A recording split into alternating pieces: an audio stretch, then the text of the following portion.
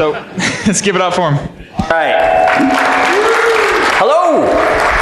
Thanks, everybody. I'm going to stumble over here real quick before we begin. With that said, before I begin, I want to read a statement that I prepared. So with that said, I should be in LA today speaking at another InfoSec conference. Instead, I took today off, flew all the way out here to St. Louis, and I'm speaking at an InfoSec conference. So I did submit this talk on behalf of myself, independent of my employer, who happens to be here today as a sponsor. So I apologize to my employers in advance. Let's see. So with that said, the statements today are on my own behalf, not on my employer. Are we getting feedback from that mic? All right, let me turn this one off. Ow.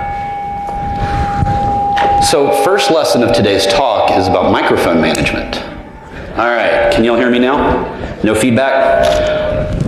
Still a little bit of feedback? All right. So with that said, you guys see the disclaimer here. There is a little bit of bad language. It's nothing graphic or anything. All right, so also, it won't hurt my feelings if you walk out. This wouldn't be the first and won't be the last. So with that said, let's see. I would like to thank ShowMeCon CFP Review Board for approving this talk, and I also apologize for what you all are about to hear. Also, if you're still listening to this, then thank you for coming, and specifically coming to this talk. I'm not going to be discussing anything new or groundbreaking. This is just old stuff. This is stuff that you see in your environments to this day. So my goal here for today is really to fill your attention for the allotted time, to make you laugh a couple of times, and maybe you'll learn a thing or two. That's really the goal here today. So with that said, I've got about a 40-45 minute talk, and I've got 63 slides, and the slides it's about a 1 gig PowerPoint presentation. So with that, we'll get started. Oh, last thing. Today happens to be my birthday, so yay! So, I will be at the bar at the end of the night if anybody wants to buy me a drink, all right? So let's get started. This talk is Confessions of Really Bad Systems Administrators. We're going to kind of learn from the mistakes of me and many of my peers. So I was mentioning this earlier. I'm basically committing like career harikari on stage. So this either is going to be very successful or I don't know. The real title of today's talk is really Confessions of a Shitty Sysadmin. There's a theme here, and hopefully you'll kind of see where we're going here. So a little bit about myself. I work for CyberArk Software. I have the coolest job in the entire company. I'm not a sales guy. I'm not a tech guy. I simply help people. So I'm helping partners. I'm helping existing customers, guys internal into our team. I run what's called our Office of Programs, and I really have no clue what it is, but my job is genuinely, I just help people for a living. I have a degree from the University of Texas in Arlington, Texas, home of the Mavericks. If you're not familiar with UTA, we have an undefeated football team since 1976. Pretty awesome, right? You know about 1976, the nation's bicentennial? That also happened to be the same year we got rid of our football program. All right, I also have a bunch of IT security certifications. I'm a big fan of certification. I think it's a good way to get your foot in the door in the industry. I also run the subreddit for the CISSP subreddit. So if you have questions about getting into InfoSec, I'm always around to help and answer your questions. I am a really active member of the InfoSec community in Dallas, Texas. So Dallas-Fort Worth, if you're not familiar, has a kick-ass community. Between like Dallas Hackers Association, NTX CSG, O-Day All Day, Pwn School, DC214, ISSA, ISC Squared. I mean, the list literally goes on, and I'm really happy to say I'm part of this really active and vibrant community. I personally am known in the community as the travel hacker. Now, I'm not like Chris Roberts hacking airplanes out of the sky or anything. What me and my wife do is we get really, really cheap airfare and travel all over the world for like a shoestring budget. Let's see, I went to Australia for 11 days. I think we spent $3,500 for that total.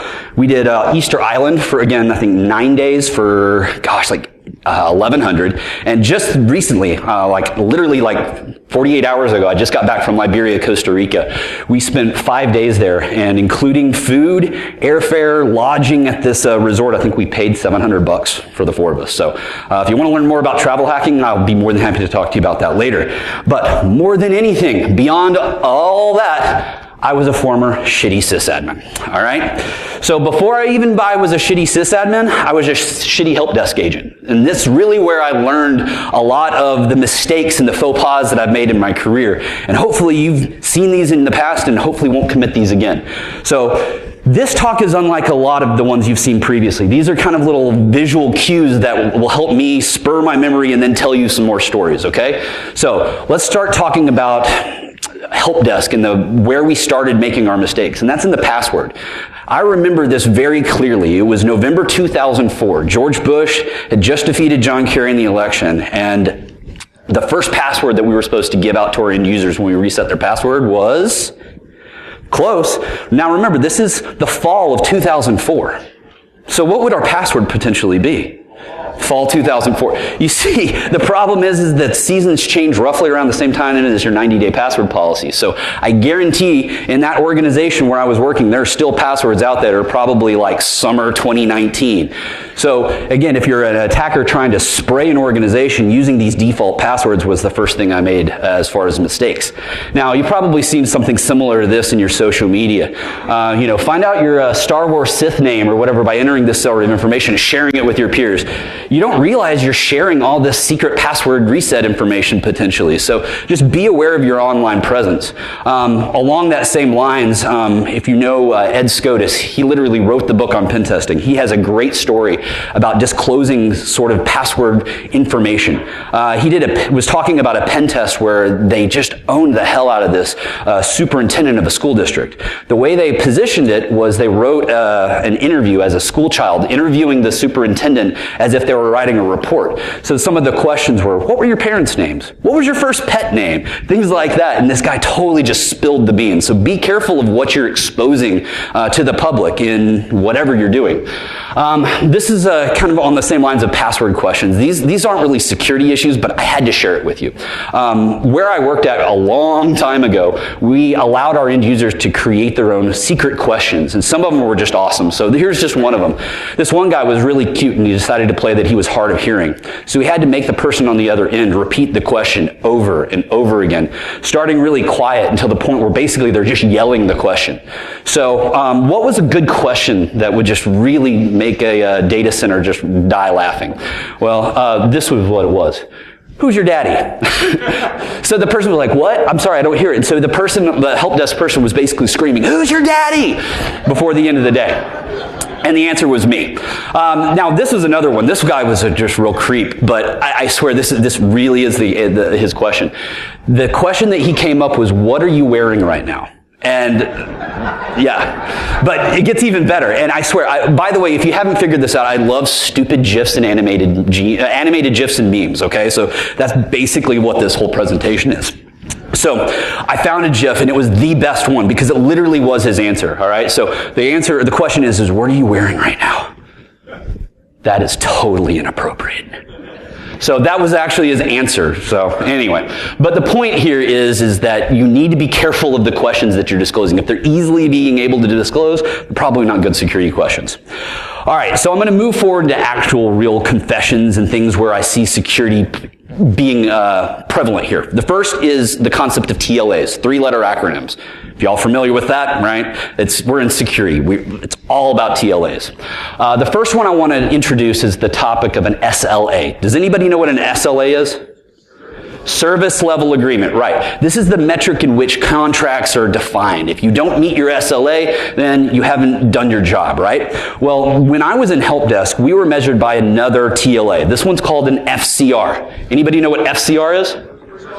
First call resolution. That's exactly right. As a support desk person, just picking up the phone, I was expected to resolve every call that I came across to a certain threshold. What percentage do you think an average run-of-the-mill support desk person should maintain? 25. Good number. Anybody else? 40. You know what? When I was doing this, our FCR ratio was 90%. We had to close 90% of our calls the first time they called.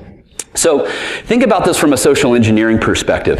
If I don't get the answer I want from the person on the end of the phone, the longer I keep them on the line, the less their FCR rate drops. So the person supporting you really wants to get the call done as quickly as possible. So if it doesn't work, you just call back, and the chances are of getting what you want as a social engineer is pretty good. So again, knowing that the end user, the support agent has to maintain this like high threshold of call frequency presents some security risk in lieu of operations.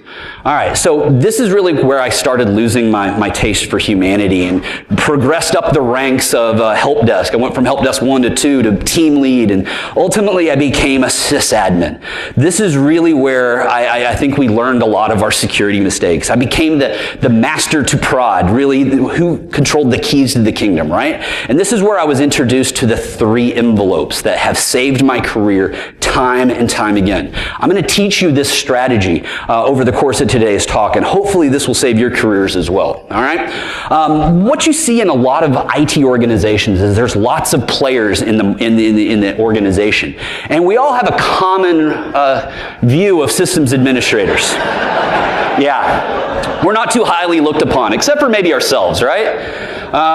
You'll see that, we're not highly looked upon because we have certain things that we value above all others. And if you're not familiar with XKCD, these guys make amazing comics, and they're so true to life. In this one right here, we're talking about a sysadmin. What do they care about? It's uptime, right? It's all about uptime when it comes to systems administrators. Now, we're all security professionals here, I hope. Y'all are familiar with the CIA triad?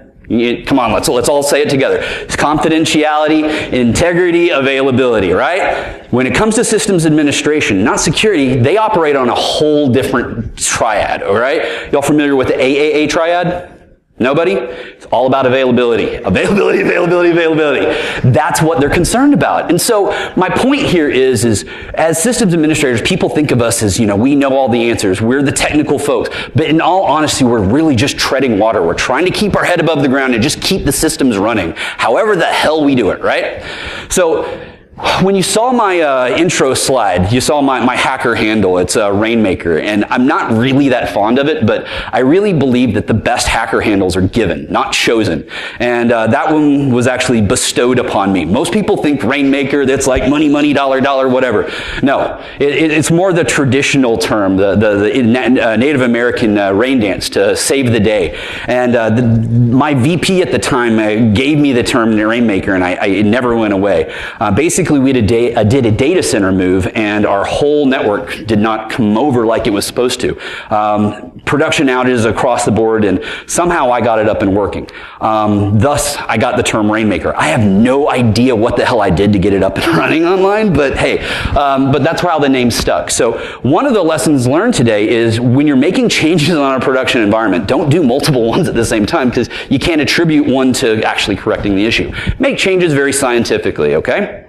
All right, so let's get started and start talking about some of the security mistakes that we've made that I've seen and have done in the past. If you look at my LinkedIn, you can probably see a couple of the companies, and we fixed these problems since then. But for example, I used to work for a very large chain of restaurants, and we had to go our grand opening. We were doing the whole ribbon cutting for the Chamber of Commerce, and the problem was there was only one wireless network. That wireless network was reserved for the point of sale, for our servers, and for our corporate IT network. Unfortunately, the owner of the company wanted a public-facing Wi-Fi for our customers. So when you only have budget for one, what do? You shouldn't expose it to the end users, right? That's exactly what we did. So I hate to say that, but there's situations where we cut corners for the sake of operations. We had to give it open to the users. Thank God nobody breached it before we actually corrected the problem. But again, it's cutting corners, and that's really what's the crux of the problem here. Which leads me to kind of some other things we were going to talk about. Circumventing of controls. All right, you see that? Just because you have a control in place doesn't mean people are actually using it. And this is really prevalent when we start talking about systems administrators, because we're the ones installing those sorts of things. We know exactly how to circumvent them. And so again, these are some of the mistakes that I've seen done, and done some of these myself. I mentioned earlier, November of 2004. This was also the same time that World of Warcraft, the vanilla version went live. That was the big one, right? And is anybody going to play the new vanilla version that's coming out, or has it already come out? August? Okay, well, I'm totally going to be into that, so look me up later. But the problem is back in 2004, I was working the night shift, and well, I needed to do my Molten Core 40-man raid. So what do you do when you're working the night shift? You bring your laptop into work. That's the sort of the circumventing of controls that we're talking about. What we've seen in more common terms now that we've done, hardware filtering is rather than bringing hardware and data into organizations, we're seeing users take data out. Quite often, our security controls are so harsh that it's preventing our end users to do their job. And so they're taking their data and they're maybe channeling it out through Skype or Slack so they can access their files on their personal devices, circumventing any sort of CASBs and things like that. So just be aware that, maybe these controls are maybe too powerful, and that's introducing even more risk. This one here, this was a fun one. Company decided to get wise and install content monitoring. So, seeing what our employees are doing. They also allowed outbound SSH. So a simple sysadmin who doesn't want the company to know what they're doing can create an outbound SOX proxy to their AWS instance or Raspberry Pi at home and completely circumvent the filtering from your company. These are the sort of things that your sysadmins are doing because we're giving them admin access to do, whatever on their own their assets on their computer.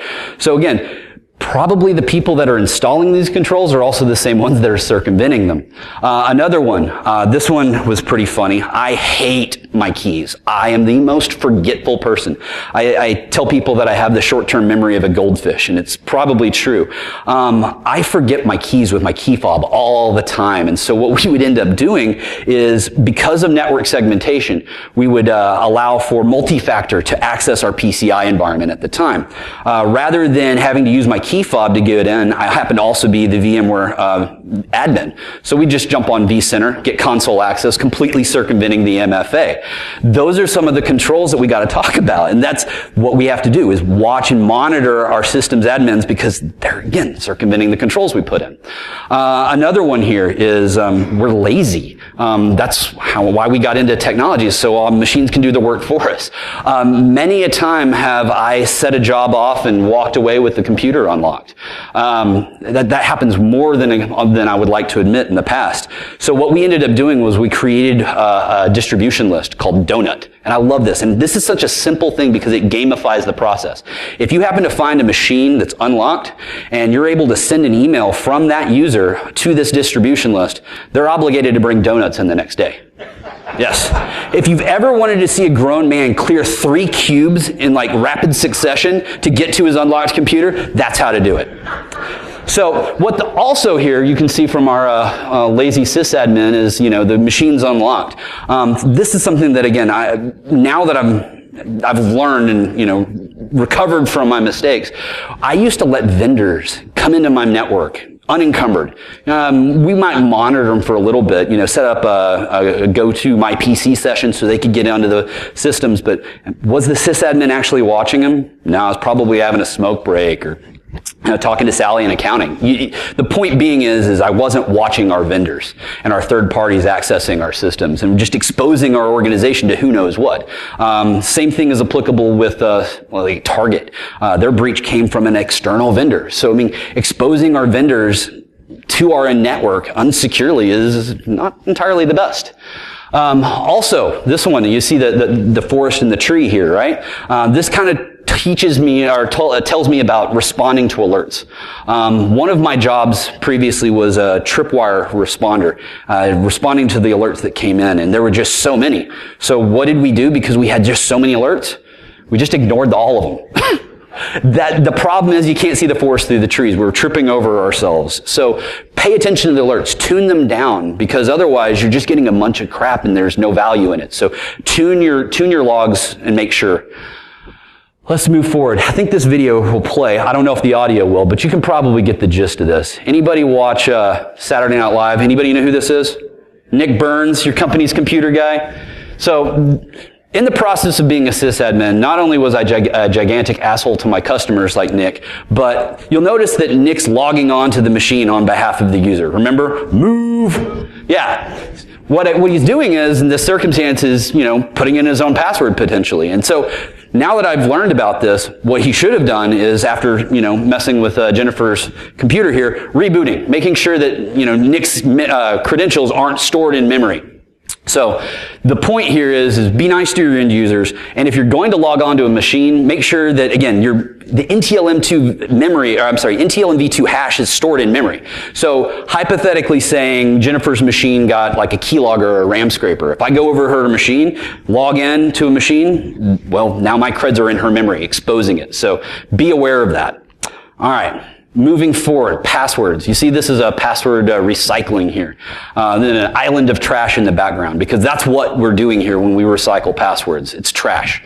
There's a couple stories around this. One, let's start here. I have an organization that I consult with, and they use the same password across multiple different platforms. What does that mean exactly? Well, it's an AD account. It's a very, very highly privileged account, but it's running an application. It's running several service accounts. It's also running hard-coded in several different automated scripts. It's also running in their Linux environment as well, facilitating some AD bridging and some processes. The point being is this one privileged account is bound to like 6 different applications and processes. So let's say we institute a password policy where that password gets rotated. You know what happens? Nothing. There gets an exemption in your audit policy, and that password is never changed. What really needs to happen is we need to make our credentials single use, making sure that they're located and used for a single purpose and a single purpose alone. Another story I want to tell here. Anybody know what this movie is? Kangaroo Jack. It's a terrible movie, but this guy, he was the sysadmin that ran our Unix team, and this was his icon on our IM client. So this reminds me of what he did. So compliance mandates in certain organizations require you to rotate your passwords. And so this guy got smart. He got really smart. He decided to send a batch job to change the password across the enterprise. So maintaining the compliance. But what he didn't tell the auditor was he just ran that exact same batch job again and reset the password right back to the original. So says the password changed, right? On the logs, auditor's happy, right? But did the password actually change? No. Did security change? No. My point being is quit reusing your passwords. It's really, really a bad thing. Which leads me to a really important point about compliance. Compliance is a low watermark when it comes to security. It is the minimum viable product across the board. However, this is also probably the biggest carrot on a stick for organizations. If you haven't followed Hermit Hacker, this is a personal friend of mine and a really good guy. And he told me that using compliance as that carrot on a stick, as far as motivating businesses to spend money on technical and computer security controls, is how to go about doing it. So tying compliance to your security controls goes a very, very long way. So I've shared with you a couple of the mistakes that I have made. I've definitely made a few. I'm going to share with you some mistakes that other people have made, okay? We'll start outside of the worlds of systems administration. See if you can pick up on this one. Anybody know this one? All right, let's watch Kanye over here. You don't need audio for this one, all right? So take a look at what he's doing. He's showing President Trump the new X-Plane 1, I believe. Oh, you already saw it! All right, hold on. So he's showing the president right here. He calls it a GIF. I'm still stuck on GIF. It's GIF for me. Show of hands. Is it GIF? GIF. Oh, you suck. No. But take a look. 0000 is his password. And so that really kind of shows me about default passwords. Yes. All right, so this is a real confession. I actually had a system that I maintained, and I was the junior admin, and I was told to change the password, and my senior admin said, no, we can't change the password. We have to keep it at the default. I was like, why? It's like, so the vendor can get in when they need to. I was like, what the hell are you talking about? Like, much like Dr. Phil here, it's just like one of those brain farts. So when it comes to passwords, I need to make a very good, clear point. Guilfoyle says it better than me. If you're not familiar with Silicon Valley, I highly, highly recommend this show. It's more like, what does they say? It's not like social engineering, it's more like natural selection, right? This is not hacking here. Don't post your passwords on notepads, sticky notes, things like that. Here's just a couple of the ones that I found over the course of just visiting clients. And even more important, if you're gonna be on TV, holy cow, do not put passwords in your workplace, all right? Worse yet, just if you're gonna be on TV, don't have it done on your work site. Be away from around your machines. Maintain that clean desk policy. But yeah, these are all just people that have had passwords just exposed because they left them on TV. Crazy stuff, right?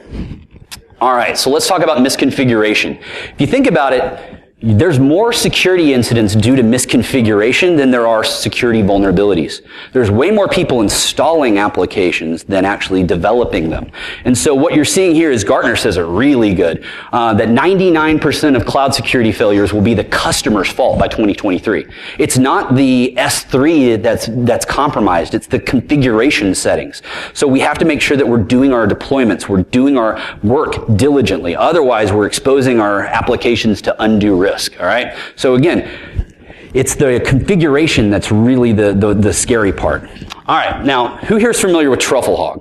This is a really cool tool that I want to show a problem that many developers make on a daily basis, and it's hard coding your credentials into scripts. This is a just freely available tool up on GitHub, and what it does is it recursively searches through the commit histories of GitHub submissions. What that does is, if you put your password in clear text by accident, you make a change, you submit it, and if you don't remove it from your revision history, it's still just as good there. So I want to show you a couple of things before I begin and show you this. It's true to case here. All right, so this is GitHub just from this morning. You can actually just search for keywords and it will show you the most recently indexed accounts. And you can see these are people's secret keys just right out here. And GitHub, huh? Yes. Oh, sorry. I'm not showing my screen. Thank you. Let me duplicate my screen here. All right. Let's see here. Yep, so here's the GitHub right here, and you can see that this is just indexed recently, and people's secret keys are just exposed in clear text here. And if you want to automate the finding of that, this is really where Trufflehog is very helpful. So I created a script to make this a little easier today. Let me see here, CD desktop, Trufflehog 2, and I wanted to show you this idiot that put all this open, like his SSH keys, passwords, all of this stuff is in this moron's GitHub repo. I mean, take a look at this. All right, I'll scroll up here. So you can see a couple SSH keys, private keys. Come on, scroll up, damn it. There we go. So yeah, there's a secret there. I mean, this is all in one single GitHub repo. Don't worry, this is my GitHub repo, so they're not actual real passwords. So yeah, tough. Yeah, you're not finding real passwords. So, but my point is that, developers easily put passwords in their scripts, their source code, and it's very easy for an attacker to find it. All right, so I'm going to switch back into presenter mode and see here. Let's see. All right. Oh no.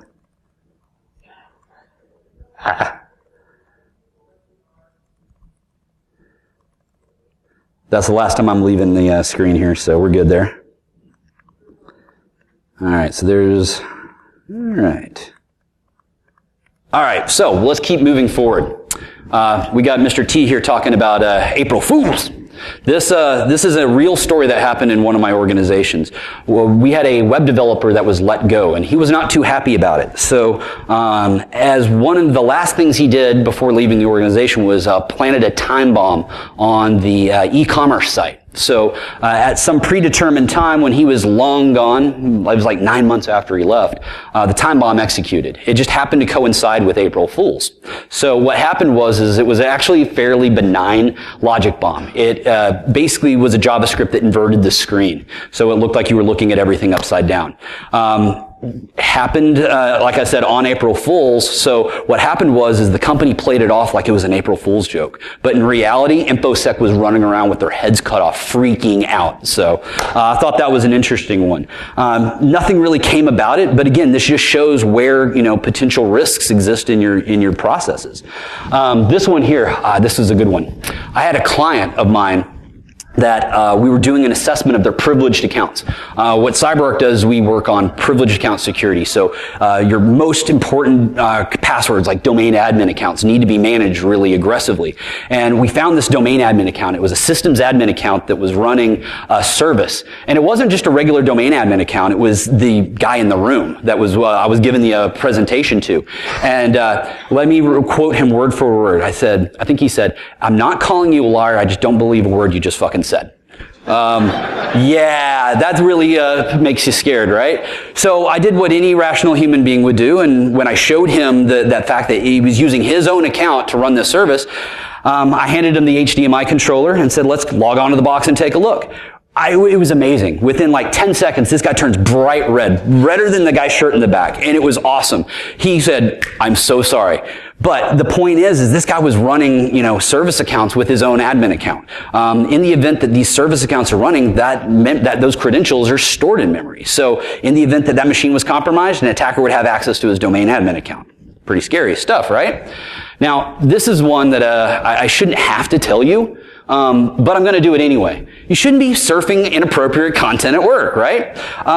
This is a great story because I got to shut somebody down hard. So at one time I was managing our SAN storage, and we were about to do a migration. So we were cleaning up data. And I found a treasure trove of inappropriate content. What happened is one of the people on our team had a really weird fetish, but I digress. He happened to be storing all of it in his My Documents folder on his corporate issued laptop. What he also didn't know was that the My Documents folder was being replicated back to our SAN for document retention purposes. So what he was into was getting synchronized back to the file share. We happened to terminate that a couple years ago, but the data was still there, and it was still being backed up on a regular basis, which is how I discovered it. So this was the cool part. So he accused me of planting this, contraband in his file share. So being that he actually started before me, I was like, "Okay, bro, let's do this. Pick a day, any day. Pick one before I even started, and let's restore that file." So he's no longer there, and I was. So, but my point being is look, I'm not trying to kink shame anybody. Just keep that stuff off your work machine. Do that in your own time, right? All right, so I'm going to kind of segue into some things that we want to talk about, words that you shouldn't be using in a professional context. These are things that I've seen people use. Some of these are they're not bad, but again, I would advise you to try to use different words. Ping. Ping in the context of technology is a beacon waiting for a response. In the terms of business, it doesn't necessarily mean that. It's more ping, ping, ping, ping. If you ping somebody in accounting, it's a lot different than pinging somebody in networking, right? They don't quite get it, all right? Another thing is the term "to be honest." I hate this term because this implies at times you may not be honest. So just don't use this word, just again, try not to use that. Another one, the concept of burning the ships, it's the hell or high water. There's no going back. You guys familiar with where this term originated from? The conquistador days of like the 1600s, Coronado made it to the New World and burned his ships so that his soldiers had no recourse but to discover the new land. You know what? That never actually happened. There was no burning of ships. Rather than burning of the ships, Coronado actually scuttled the ships. He programmatically broke down the timber and the linen and all the resources of the boats. That's just stupid. So do things smart, okay? Another term that I want to talk about today is the term brandjacking. This is some marketing mumbo-jumbo. It's the same things that we've heard time and time again. It's phishing, right? So let's call a spade and not use divergent terms because it all means the same thing. This is phishing. Another term that really, really gets me, this grinds my gears, is the term "open the kimono." Anybody heard this one? I don't like this one. This one, we've seen C-suite executives just within the last couple of years using this term. This is a reference to the historical times of Japan where the geishas would, open their kimonos as a show of exposing their naked bodies. That's not the intention of today's C-suites using this term. It's more of being transparent, honest, and open with your transactions. Without knowing the historical connotations, it really changes the context of this phrase. Not only is this sexist, but it's racist. And so again, in my opinion, just best not use these sorts of terms in the context of a business discussion, right?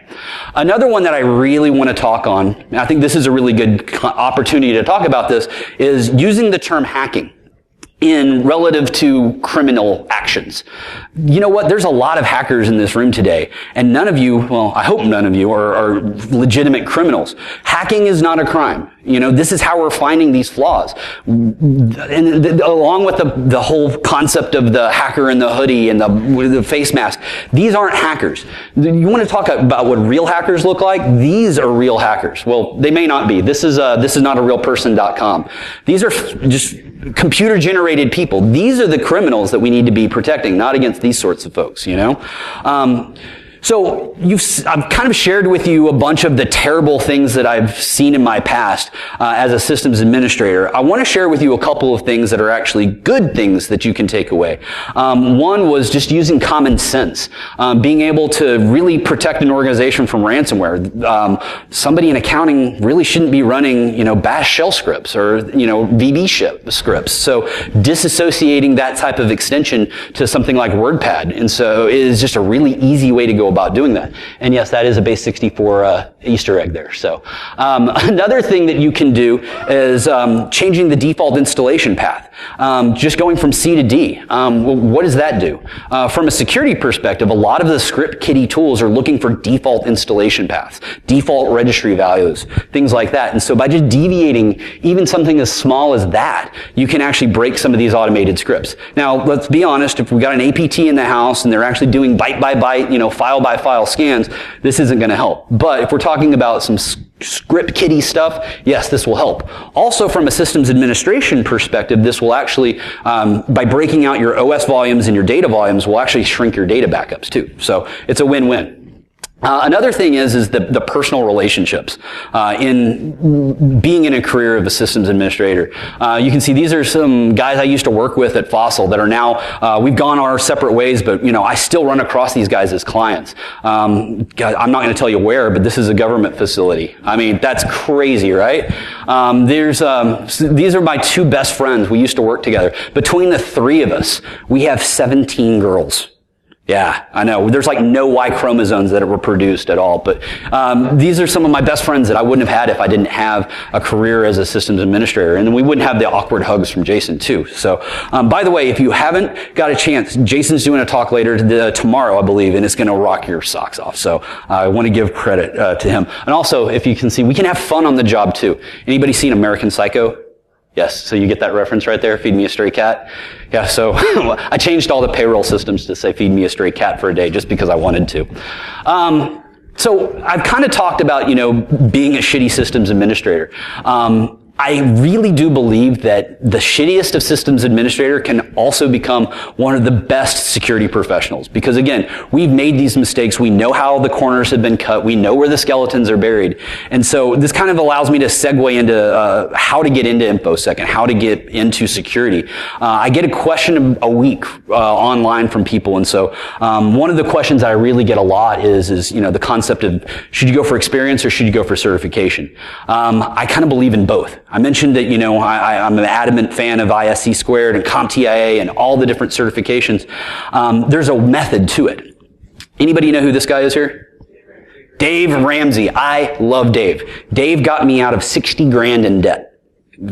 All based on this concept of the debt snowball and basically taking the small debts and rolling them into the next one. And once you get that paid off, you go to the next one. I highly encourage you, if you're in any sort of fiscal debt, take a look at Dave's course. It's worth its weight in gold. But if you apply it to the concepts of certifications in IT, it just makes even more sense. So this is how I started. I started with an A+ security, went with security plus, and these build off of each other. So again, the harder it gets, you've already kind of maintained the baseline from the previous certification.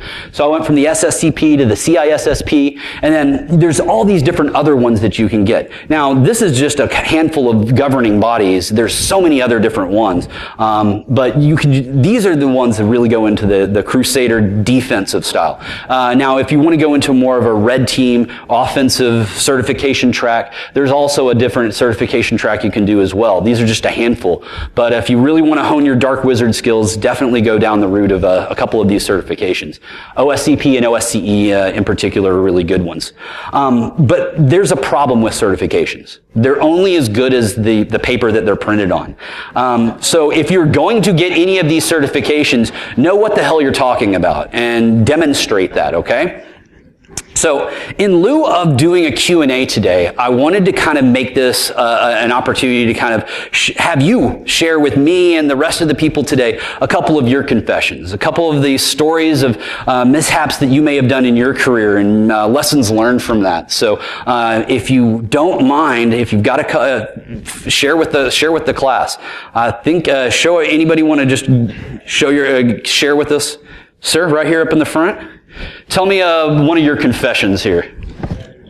If nobody else volunteers, then yes, you can do too. It's not good. So last year, I worked on identity management, and our product, there's a master password that's ties all the layers. And so when the guy set it up from the publisher, they set that master password to password 01. Password 01, very complex. Okay. The problem is this thing was tied to a domain admin account so we could administer the accounts and domains. Oh no. So you could literally use password 01 to become domain admin. So midst of this last upgrade, I was on Helpdesk to tear that password out of every point of the system. I get a phone call from my boss saying, the system's turning on accounts with that old domain that we only have accounts on there, but they're supposed to be disabled. Wait, so you're saying this rogue account started jacking with accounts now? Yeah, the logic and process was turning on accounts that weren't supposed to be. Oh no. So what do? Pull out my hacker skills with the PowerShell and said, okay, here's a list of accounts. If there's not on the list in this domain, turn them off. They're not supposed to. Set up a scheduled task, tell it to go on, tell it to pull from the central lockdown file called secrets, and walk away from it. So let me get this straight. You kick off this automated script that's supposed to disable a few accounts. What ends up happening when you run this script? So it goes through and it signs into the subdomain, and it says, okay, now one accounts are turned on, compare it to the list of the accounts that are supposed to be turned on, and it's not. Take the difference and turn them off. Write the log file. And what did it really do? Well, let's just say last February, I changed how I was storing passwords from a flat file text that's just locked out to that's files. I felt my coworkers that did that, and they did that's file. So when it signed in to do its job, he couldn't sign it. Uh-oh. If you have a program inside of PowerShell, it's not like the rest of the programming languages where it runs it right off, it dies, it just was amplified.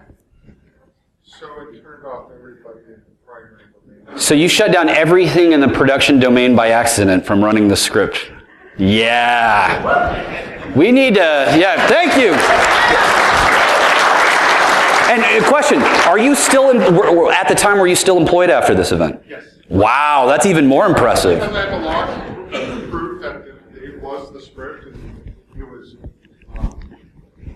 yeah, it was my fault, and it's a tournament inside. Because my domain account was still on, I just turned everybody back on. Right on. Management was, yeah, we're just going to put this down here. Right on. Well, for the sake of time, I'm going to show of hands. Anybody other stories real quick? Y'all want to share with the class? One more back here? Yes, sir. All I'm going to say is make sure if you hit the mute button on your phone that you're with mute. Yes. And on that same note, don't take WebEx calls in the men's room. I purposely flush multiple times just to spite you when you do that, okay? Thank you guys for your confessions, if you may. I want to share with you a couple others that were submitted to me online before we kind of conclude today's talk. This one's a pretty good one. Anybody know what uname S does on a Linux system? Anybody? Simply just checks the machine name properties of the remote system, right? Okay. Very simple command that sysadmins do day to day all the time, right? Anybody know what that same command does on a Solaris system? Now, it renames the host. Yeah. It can do some damage, right? I mean, moving forward, how many of y'all have done this? All right, so everybody's done this. These are mistakes we all make, right? Very quick, easy fix to this. Simply, I've started doing this to my junior admins. I put this in their profile, and it has fixed so many unnecessary deletions in your organization. So, again, just making simple fixes to correct that. I saw somebody raise their hand earlier in the back. Did you all have one more story you wanted to say? No? Yes? On our, I was not real familiar with our Brocade switches. We were putting in a IP system. And normally on Brocade, to reverse the command, you just put the word no in front of it. Uh-oh. So I said no, VLAN, whatever, 99. And all the phones in the whole company went out. Oh. Quick way to restore it, just to reboot all the network. But yeah, we now have our banner saying do not issue. Wow. Yeah. Be careful of the commands you run. Great, scary story there. I got a couple other ones. This one was given to one of my buddies in DHA. They used to run they did remote support for restaurants, and they had their credit card processing available via dial-up modem. And so this ingenious young professional decided, again, this is a long time ago, maintained a password list and decided to put it up on GeoCities because nobody would ever go to this unlisted website, right? Well, funny enough, there's this thing called Wayback Machine. And that password list, which has never changed, still works. I swear to God. So, I mean, this is some scary stuff we're talking about. Another really, really good story came to me from my friends at Fuzzy Snuggly Duck. If you're not familiar with them, look them up. They're awesome incident folks. This is a really good story about how to properly handle an incident. In this circumstance, we have a database table that was compromised by an attacker. Attacker got into the network and was able to exfil this data. But not just exfil the data.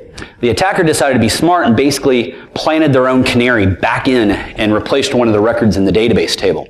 So eventually, the attackers were found. InfoSec finds the event and alerts the end users. Hey, your data was compromised, and we're on top of it, right? So the problem is that also ended up notifying the attacker because he corrupted the data. Oh, it gets better than that. So again, InfoSec has now sent an email in their company letterhead, proper formatting, telling them that, hey, you've been breached. So what's an attacker going to do? Use that same letterhead and just spam the hell out of just the same people that he just pwned. So what the attacker ended up doing was said, hey, yeah, you're right, we have been compromised. In order for payroll to be successfully done, you're going to need to log into your this phishing site and give us your admin passwords. So not only did they steal the data, they also phished the attacker afterwards. So, all right. So I've got a couple of things before I conclude. And so again, to make sure that you actually respond to me, I'm going to bribe you. None of this like small stuff. I got real full-size candy here. So I told you there was going to be a quiz later. All right. SLA. All right, I can't hear all y'all, so I'm just going to throw stuff, okay? By the way, I'm so thankful there's no projectors like up here, because if you've ever seen a guy hit a 4K projector with like a Hershey bar, it's not pretty. So, personal experience, confession there. So here we go. All right.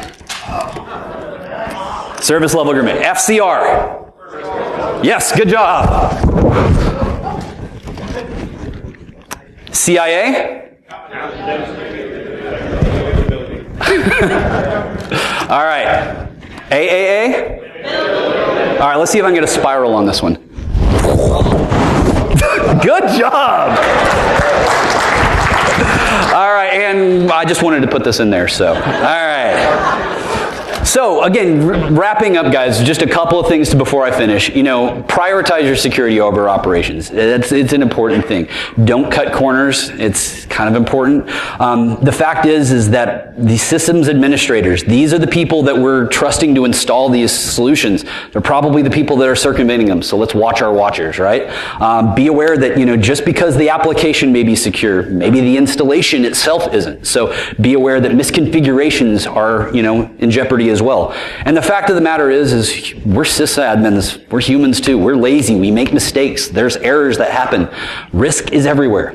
Learn from the mistakes that you've learned from today, from myself, the people here as well, and the people that shared with online the confession. So again, hopefully you won't make the same mistakes. This kind of leads me back to the 3 envelopes story that I told you at the very beginning. When I first started at my very first sysadmin job, I got 3 envelopes in my desk drawer from the previous systems administrator and said, hey, this is what you need. If something really goes awry and you just don't know what to do, open one of these envelopes and it will really help you out. So the first one, when the production system went down, I didn't know what to do. I was about to lose my job, so I decided to finally get that envelope. I opened it up, it said, blame the previous sysadmin. It's like, that's all Sean's fault. You know what? It actually worked. It actually kept me back. I got my job, it all good. So about 9 months later, same thing happens again. Production goes down again. Things are going crazy. I have to go back to the drawer. I pull out the envelope. I open it up. It says, blame the vendor. So that's what I did. Worked like a charm. About 6 months later, the same thing happened again.